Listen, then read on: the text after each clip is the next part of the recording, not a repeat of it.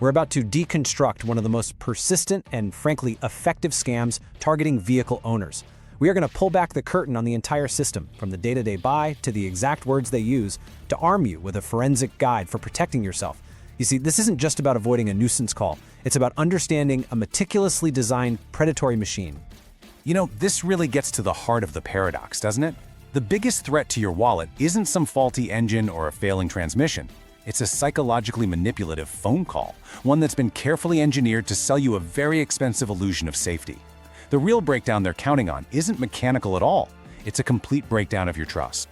And this is the core concept we absolutely have to understand. The entire auto warranty scam industry is built on monetizing this single, powerful emotion: anticipatory fear.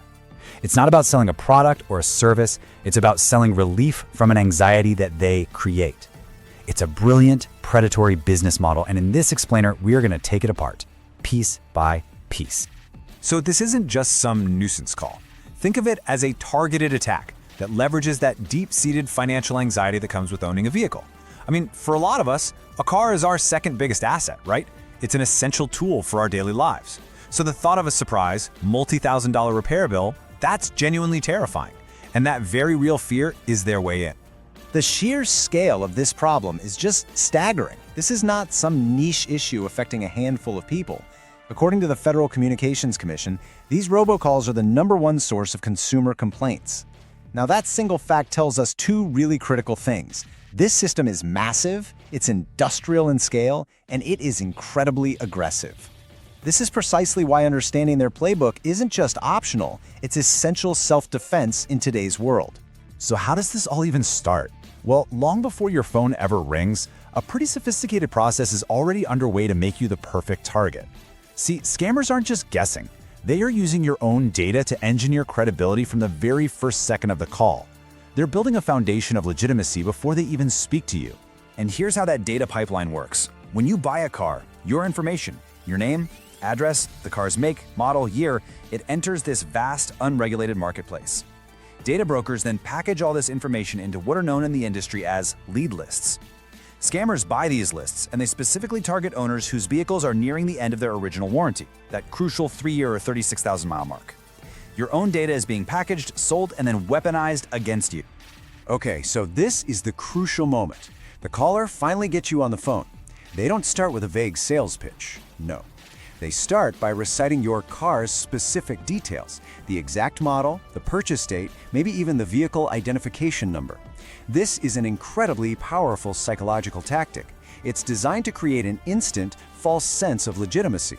Your brain immediately thinks, wait, how could they possibly know this if they weren't official?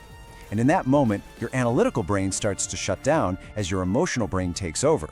They are using your own information as a key to unlock your trust.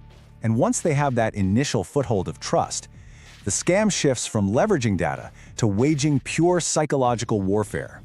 They have a script, and it's been honed and perfected over millions of calls, designed specifically to exploit the predictable shortcuts our brains take when we're put under pressure. This is where they build the trap. So here's where the manipulation flips. The agent on the phone will paint this vivid, terrifying repair horror story.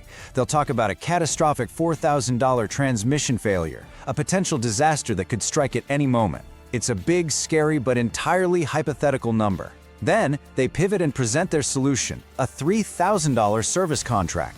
Suddenly, their expensive and likely useless policy is framed not as a cost, but as a bargain, a smart financial decision to save $1,000. They've totally flipped the script, making you an active participant in buying their product just to avoid a phantom crisis. This is the psychological short circuit they are deliberately triggering. Decades of research show that loss aversion is one of the most powerful biases we have. Our brains are fundamentally wired to work harder to avoid a potential large loss than to secure a certain smaller gain. The scammer knows this. The imagined pain of that $4,000 repair bill feels so much more intense and real than the concrete pain of committing to monthly payments for their service contract. They're not selling you a warranty. They're selling you a temporary escape from a powerful feeling of loss.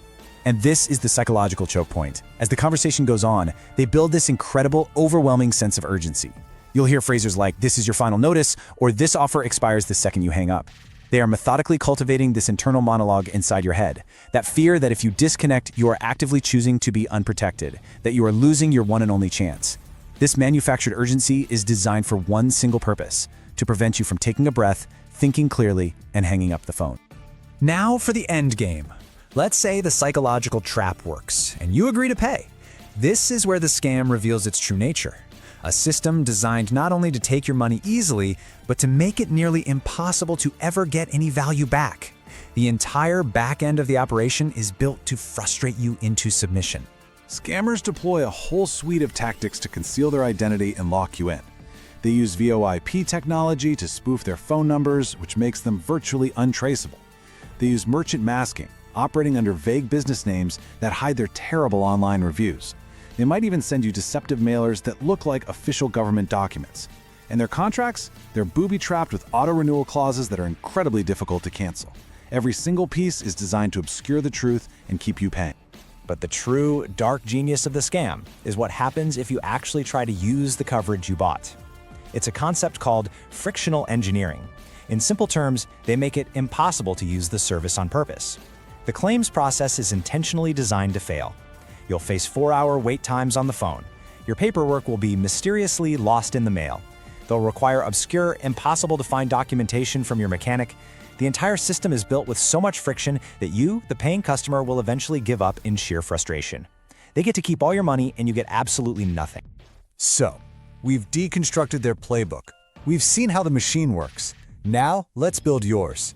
This is the most important part of our explainer.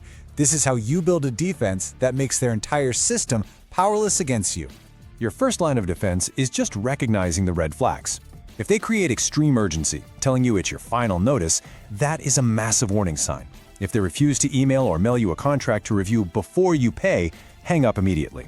If they demand a credit card or bank account number on the spot, it's a scam. If they can't answer a simple question like, "Which dealership did I buy my car from?" it's a scam.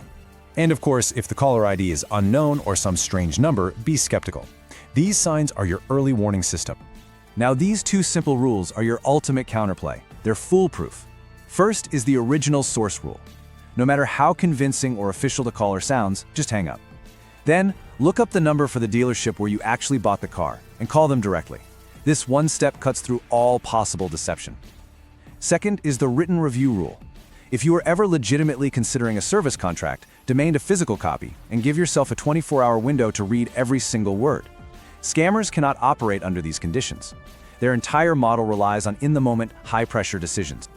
And this brings us to the fundamental question to ask yourself in any high-pressure sale. A legitimate product or service that's meant to protect you should be able to stand up to scrutiny. It doesn't need to be sold under duress. If it requires an immediate yes, then it's not a shield, it's a cage. Remember this principle. Urgency is the predator's pulse. It is the energy that fuels this entire scam. Legitimate companies, including your car's manufacturer, they operate on schedules, paperwork, and official mail. They give you time to think, to review, to decide. Scammers, on the other hand, thrive in the chaos of manufactured panic. They need you to act before you have a chance to think. When you feel that frantic pulse of urgency, that is your signal that something is fundamentally wrong. So let's end with this mantra. Make it your automatic response. The true status of your vehicle's warranty is in the documents that came with your car, or it's a simple, direct phone call away, a call that you initiate to your dealership. The manufacturer already knows who you are. They will communicate through official channels, not through anonymous, high-pressure robocalls. Trust the manual, not the manipulator on the phone. That is how you stay in control.